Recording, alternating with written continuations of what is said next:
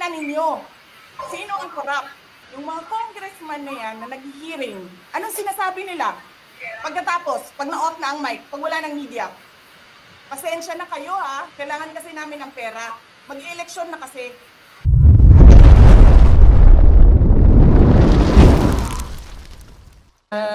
Magandang araw po sa inyo lahat at lalo-lalo sa ating Vice President, Inday Sara. Ako po ay nalulungkot actually. I'm very emotional right now na nakikita ko si Atty. Lopez na ginaganito. Nabanggit nga kanina ni Inday Sara, kanina na Locatari Roque, na talagang ito po ay political harassment. Ang ginagawa po ng gobyernong ito kay Atty. Lopez sa atin lahat dito, sa kay Inday Sara, ay ginagawa din nila sa akin. Ititake ko na yung opportunity dahil po ang mga appointee ni Marcos Jr., katulad ni Mel Robles at si Zaldico, ako po ay kinasuhan dito sa Amerika. Ginagamit nila ang pondo ng bayan para ako harasin, habulin dito sa Amerika, kaya dito ako nakatira. Dahil lamang sa pagsuporta ko sa taong bayan at sa mga Duterte. So ang tanong ko nga po dahil sa lahat dito, Inday Sara, kay Atty. Lopez, but right now she's suffering, ano? Ano ang endgame ng taong bayan? Kitang-kita na po natin political harassment. They're like a thief in the night na mag-issue nitong instruction na ilipat sa women's correctional si Atty. Lopez. Sabi nga, actually, ongoing yung vlog natin, ano, na hindi po siya convicted, na si Franz Castro ang dapat nandoon at hindi siya nalitis sa kahit anumang hukom. Hindi siya nabigyan ng chance. Anyway, wala po siyang kasalanan. So, ang punto ko po dito, sobra na. Ako po bilang isang supporter ng bayan, not only sa mga Duterte, 2 years na po tayo nagsasalita dito. Ang Vice President natin hinaharas, ang mga inosenteng tao hinaharas. So ang question ko, kagalang-galang na Vice President Inday Sara, ano po ang endgame ng taong bayan? Sa inyo po kami kumukuha ng lakas para magkaroon pa ng hope ang ating bayan. Kayo po mismo, Vice President, inaatake, hinaharas ng nating kaalyado. Saan kami, sa yung mga ordinary citizen, saan na po lalapit? Lalo na yung mga OFW at nasa Pilipinas po. Sorry, dalawa kasi kaming lawyers working here. Ako yung nasa loob na lawyer, nasa loob ng room. And then there's another lawyer outside of the room. So dalawa kami na nagtatrabaho. So yes. So alam namin na walang trabaho ang House of Representatives pag Friday. And then suddenly, kanina, yun na nga, sinabi niya kung anong nangyari dito na side. Tinawagan niya ako, sabi niya, you need to come because I need a lawyer. So pagdating ko dito, I told them I'm the lawyer. Pumasok ako, and then I read the order. And then while I was reading the first order, another order came in. And then, nakita ko doon sa order nila na parang by unanimous vote, parang ganyan. And then sa akin naman, parang paano kayo nag-meeting? Wala nga kayong trabaho pag Friday. Sobra kahayahay ninyo ng mga tao. Kaming lahat, sa Office of the Vice President, Monday to Friday ang mga trabaho namin. Sa ibang opisina, Monday to Friday. I'm not saying na bawal yan. But, alam mo yun, that is something that civil service should think about. May mga opisina ng gobyerno, 4 na araw lang pumapasok. Yung iba, 5 araw pumapasok. Nandyan sa daan, sa init, sa ulan, nandun sa bundok, naglalakad, tumatawid ng mga sapa. Monday to Friday, mga government employees. And then we have a House of Representatives. Monday to Thursday lang ang trabaho.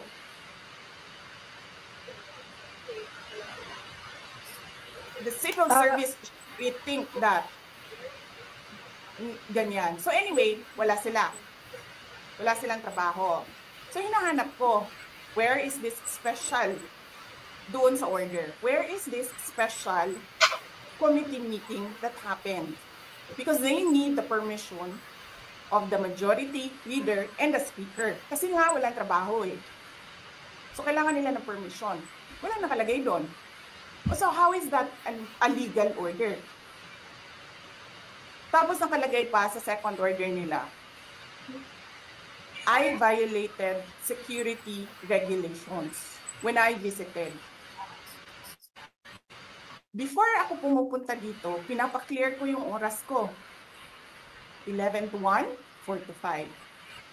Anong security violations ang binayolate ko dito sa loob? They allow other visitors to come in here. Pero ako, sinabihan ako kanina, hindi ka pwede bumisita dyan sa loob. Doon kayo sa visitor center. Ililipat namin. And then I said no. Sabi ko, sinabi ni Secretary Chua, through that lawyer, I think Attorney Agnes, I don't know if I remember the name correctly right now, na yes, she can visit subject to the guidelines of the detention center. And so anong ginawa ko mali? Basta na lang ba ganon? Sasabihin nyo, I violated security regulations. Ano yun? Wala naman akong 2 baril. Nung sinabi sa akin na hindi ako pwede pumasok, nag-antay ako. Alam mo, pinibigyan ko ka ng pasensya yan sa taas ba yan? Kanina eh. Ngayon hindi na. Nagsinungaling pa siya. Na I refused daw to leave last night when I did not even know na pinapaalis ako. Ang sinabi lang sa akin, papatayin ang kuryente. Which I said, okay lang. Kasi may flashlight naman ako. Hindi ko naman kailangan ng kuryente. Tapos kanina sa media, pinapalabas nila na I locked myself doon sa kwarto. Of course, nag-lock ako kasi natutulog na ako.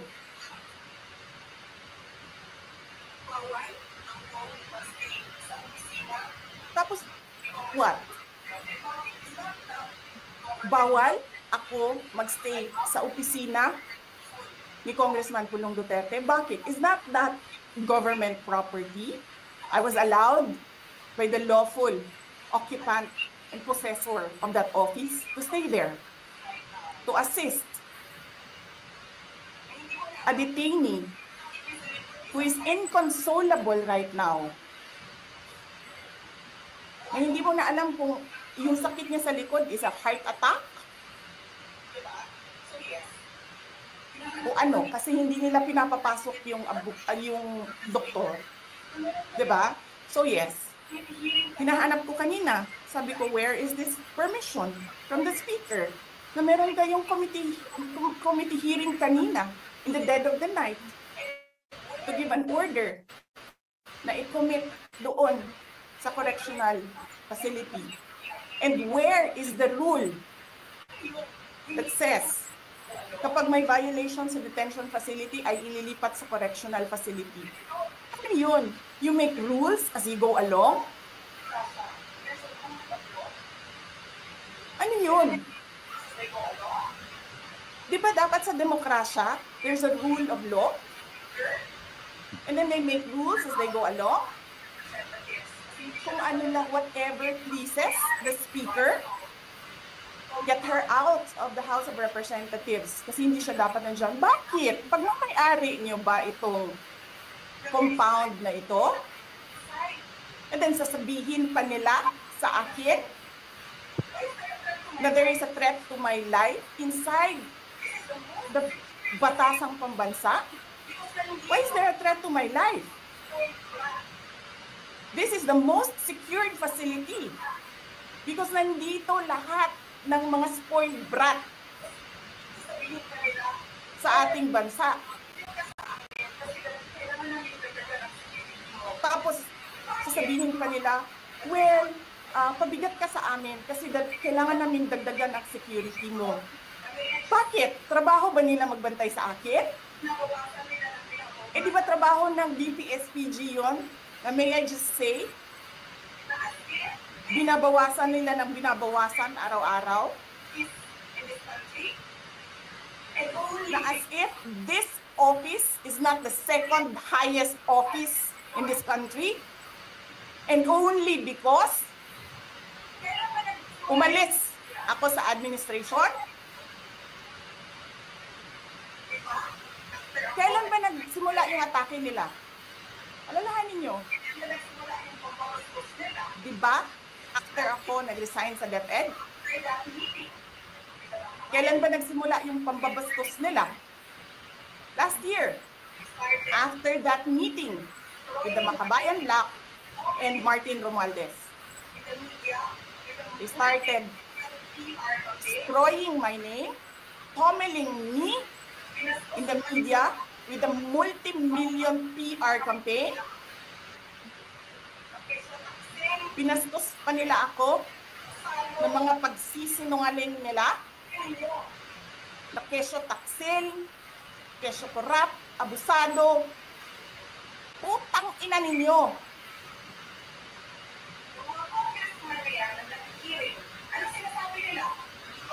Sino ang korap?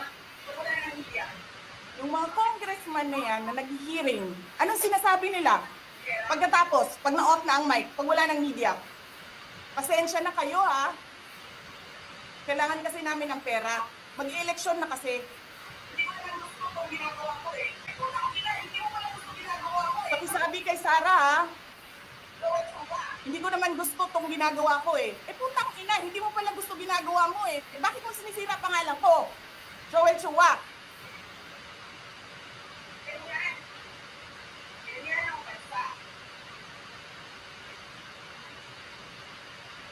Ganyan. Ganyan ang bansa. This country is going to end because we are led by a person who doesn't know how to be a president and who is a liar. Alam nyo anong pruweba ko na sinungaling siya? Tinanong ko, dalawang businessman. Matagal na sa negosyo ng bigas. Because I was concerned. This is a campaign promise. 20 pesos na kilo ng bigas. And so, I really sat down and talked to a businessman. Sabi ko, sabihin mo sa akin kung magagawa ba yung 20 pesos. Sabi niya, hindi. Napaka-imposibleng gawin yan. Because more than 20 pesos ang cost. Paano ka magbenta ng palugi? So tinanong ko, nagsinungaling ba siya nung sinabi niya? And then he said outright, yes. It's either he did not know what he was talking about, it's so incompetent, or he was lying through his teeth to get the votes of people. Ang ina ninyong lahat. Martin Romualdez, Lisa Marcos, Bongbong Marcos.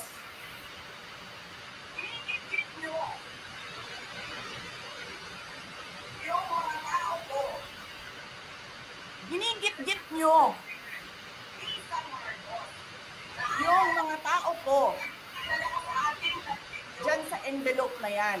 Lisa Marcos, naalala mo, nagpadala ka sa akin ng video. Sinabihan mo ako saan kukunin ang pera. Pinakita mo ang muka ng tao doon sa video message mo. Right? This is that she's been working with us for the longest time. We trust her. You sent me written instructions about money. Millions a month. Anong nakalagay doon sa envelope? DepEd. Anong ginawa ko? Binigay ko sa DepEd. Ano mo ka?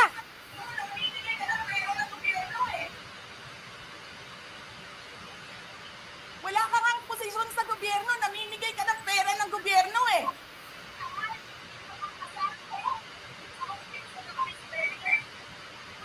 Kasi ba, ito, yung tangal, kasama ko, sa Vice President.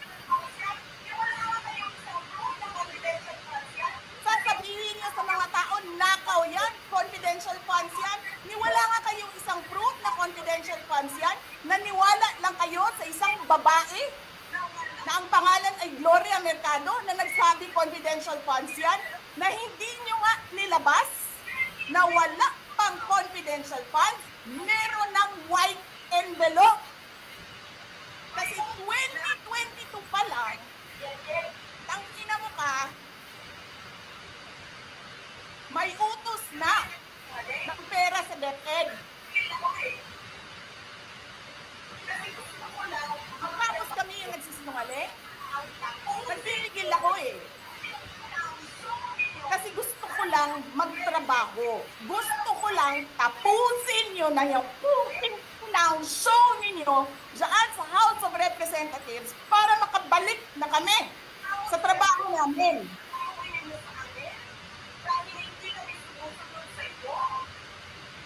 Tapos ganyan ang gagawin ninyo sa amin dahil hindi kami sumusunod sa inyo, dahil ayaw na namin tumulong sa inyo.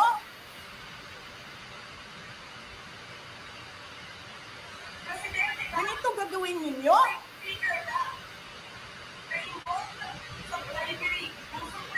Presidente ka, may speaker ka na involved sa bribery ng Supreme Court justices.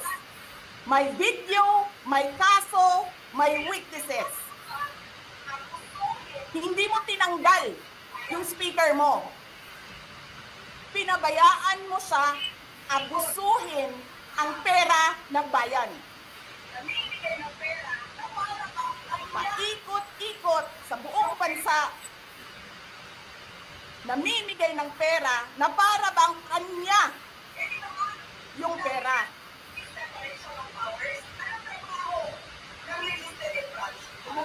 Eh di ba nga, lagi niyang sinasabi separation of powers. Anong trabaho ng legislative branch? Gumawa ng batas. Anong ginagawa ni Martin Romualdez? Nagdidirect ng DSWD, namimigay ng ayuda,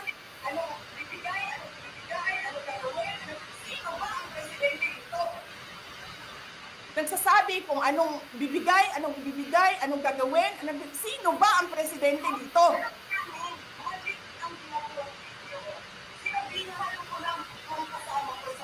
Alam nyo, alam namin, mali ang ginagawa ninyo. Sinabihan ko lang mga kasama ko sa Office of the Vice President, pasensya na, sumunod na lang tayo para matapos na sila.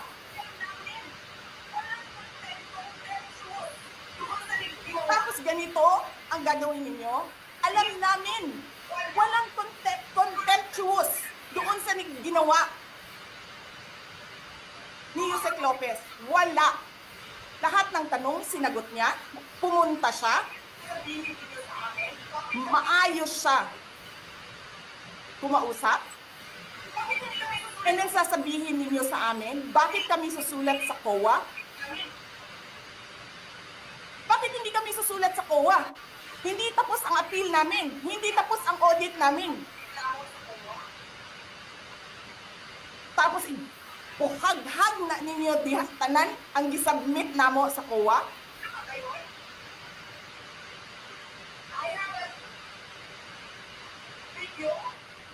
Tama ba yun? I have a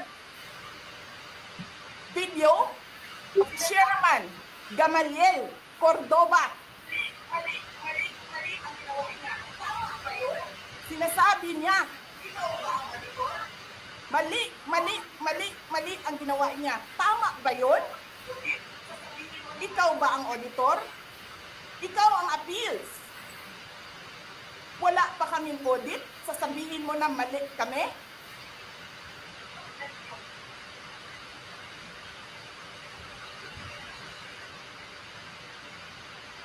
Ang ina ninyo.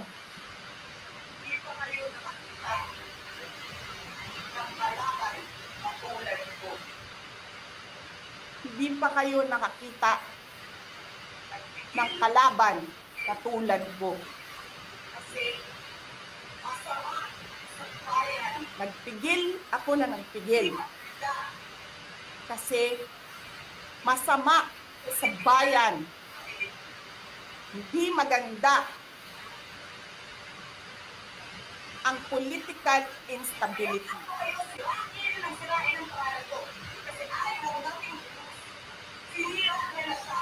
Nabayaan ko kayo sirain ang pangalan ko.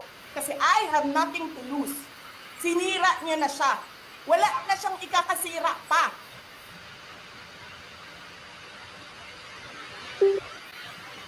Tapos ganito ang gagawin niyo.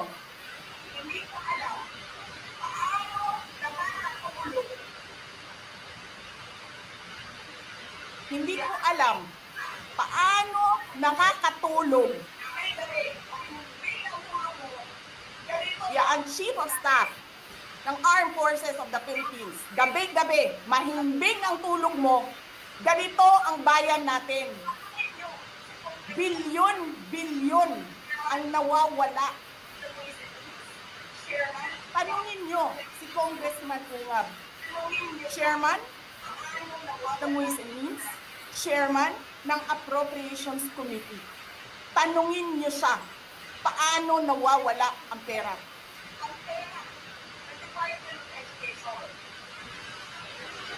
Paano nyo ginagel ang pera ng Department of Education? Martin Romualdez. Inattach nyo ang projects na hindi man lang dumaan sa paaralan, sa SDS, sa region, even sa central office.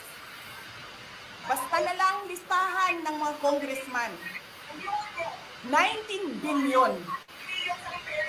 Tapos, yung 1 billion na lang ang naiwan sa DepEd, anong ginawa nyo? Kinuha nyo ang 5 billion sa repairs, nilipat nyo para mukhang lumaki ang pera.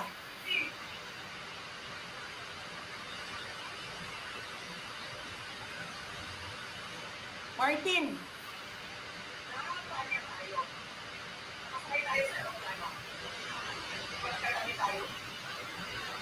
nangangampanya tayo. Nakasakay tayo sa eroplano. Magkatabi tayo. Nagre-reklamo ka, putang ina ka, walang pera. Kasi, ano sabi mo? Di ni Lisa Marcos o ni BBM ang kwarta. Walang pera sa kampanya kasi hindi nagbibigay si BBM at si Lisa. Hinigipit nila. Nakuha nila lahat ang pera. Reklamo ka ng reklamo sa akin. Ano sinabi ko sa'yo? Huwag ka mag-alala. Lahat ng gusto tumulong sa akin, ipapadala ko sa iyo. Kunin mo lahat. Nagreklamo ka kay Medi Poblador kasi tumatanggap ng pera. Ano sabi ko sa'yo? Kausapin mo si Medi, kunin mo lahat ng pera. Lahat ng makuha mo na gustong tumulong sa akin, kunin mo. Gastusin mo. Ano sabi ko sa'yo? Pasensya ka na. Wala ka ng pera. Ano sabi mo sa akin?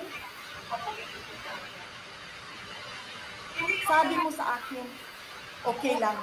Pag nanalo kayo, babawiin ko lahat yan. Hindi ko naman alam Ang buong akala ko, babawiin mo sa negosyo mo.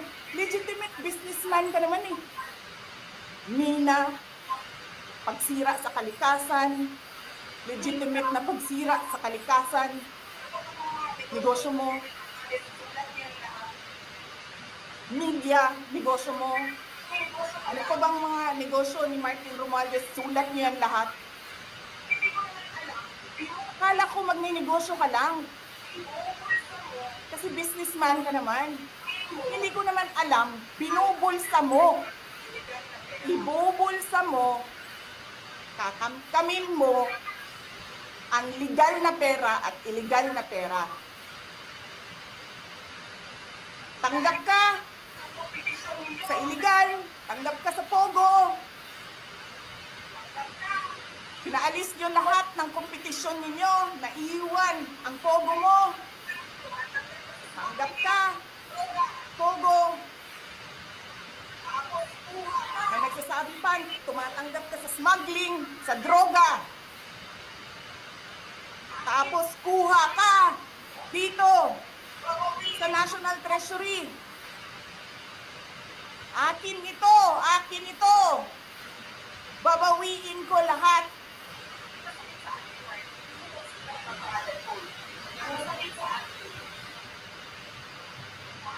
Masakit sa akin, Martin, hindi yung pagsira ng pangalan ko. Ang masakit sa akin, maalis mo man ako sa presidential race, hindi pa rin ikaw ang presidente. King-ina mo. Walang buboto sa'yo. Please lang. Wala.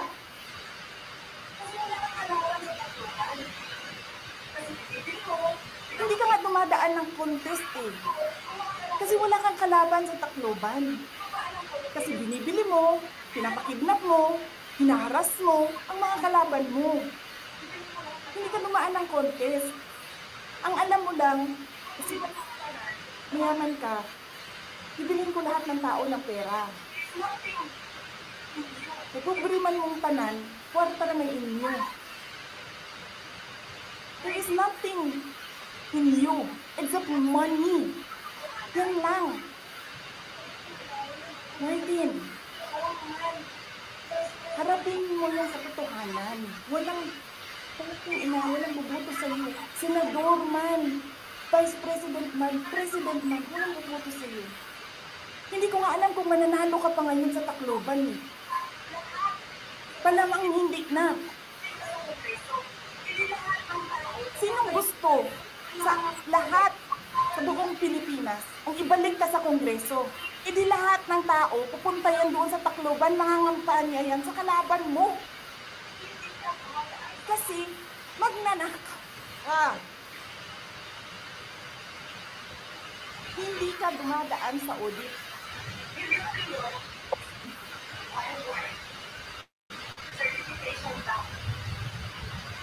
Milyon-milyon, buwan-buwan, certification lang ng congressman. 1 million, 2 million, pirma lang. Alam nyo, bakit alam ko? Kasi may MA din ako. May MA ako sa DepEd, may MA ako sa OBP. Pero sa amin, sa akin, nire-require ako ng resibo ng COA. Pero alam ko, certification lang ang kailangan. Pero nagko-comply ako. Bigay niyo lahat ng resibo. Pero ikaw, pirma mo lang, hindi mo nga ata pirma lang ng staff mo yan. Milyon-milyon dyan sa Committee on Accounts. Lumalabas ang pera. Pirma nyo lang. Walang nag-o-audit sa inyo. Sino ang nag-o-audit ng confidential funds ng Office of the President? Wala.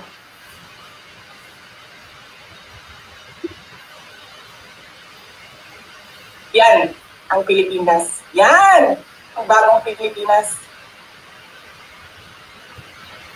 Yan ang Pilipinas. Yan!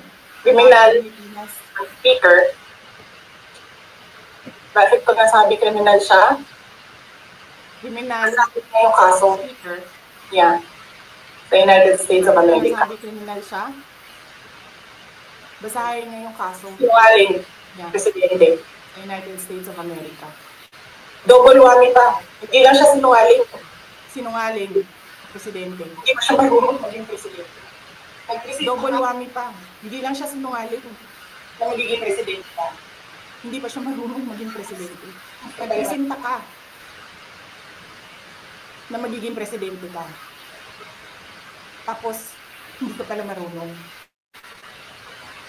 Sarap-sarap na kainin yung buffet. Tsaka dito, sa House of Representatives. Anak, Sarap-sarap ng kain ninyo, buffet. Diyan, dito, sa House of Representatives. Alak. Lahat. Lahat ng juice, lahat ng mamahaling wine. yung taong bayan ang pinilamisan ninyo, Pero yung taong bayan, rice, yung taong bayan na pinilamisan ninyo, puntaan. yung 20 pesos na rice, Ano sabi nila? yung taong bayan na hindi ninyo pinupuntahan Okay na sa mga komunidad nila, ganyan. ano sabi nila? Okay na lang kami sa asin. Asin lang, okay na ni, anad naman ni, ano. Ganyan ang bayan natin. Okay na lang kami sa asin. Saan ka nakahanap There is ng bayan no na ang tao, because of their hopelessness, because there is no functioning government, umukay na lang sa asin.